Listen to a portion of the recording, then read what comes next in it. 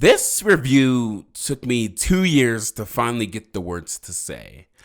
I am a person who never really likes writing scripts, as I feel it gives more room for me to lie and bend the truth that's truly in my heart, if that makes sense. No hate to the people who write scripts at all. It's just that I feel I can formulate myself better and more honestly if I just do it off script. That being said, I'm very passionate about being real and, sticking to my gut about things. Even if I win or lose, get praise, get hate, I don't know, it's just me. And I want credit for all of it. Genuinely, what's the point of having love if there's no pain? You gotta understand what love is. And to really understand what love is, you have to go through all the pain and hardships. And it's just how I like to operate. Getting back on track, this movie really hurts to watch. Not because the movie is bad in any sense. No, not at all. It's simply because the movie is good. It's too good, in fact. From the beautiful, hard-working animators creating one of the best 3D animated movies, period, top 10 for sure, to the exquisite production on the score and the sound design, to the excellent and well executed humor and portrayals of real emotions. This movie is genuinely an anomaly, and it's a very, very good message for people who really need to understand that we're not going to live forever. We are human. Having that fear of not knowing when you'll lose your life makes this hurt so much and makes the message way more impactful. A lot of movies do talk about death, but it's not like this. This is genuinely so well written. It showcases two sides of the same coin.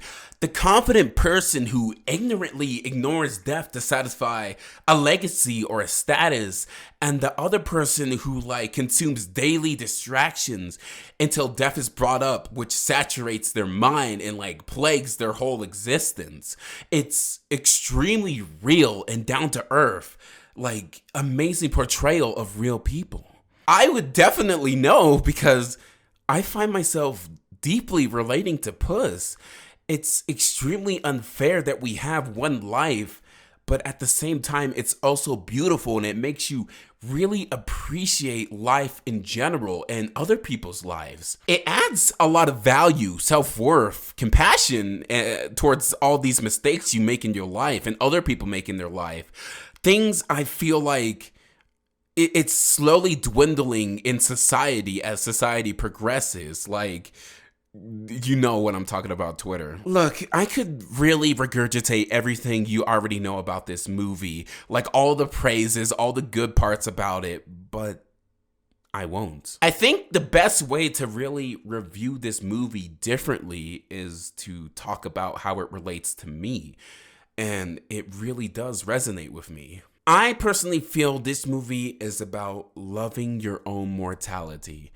It's honestly the strongest immortality, if that makes any sense, because death has always been the final piece of the puzzle, but it's other pieces of life that really form the picture. Puss in Boots: The Last Wish is undoubtedly a 10 out of 10.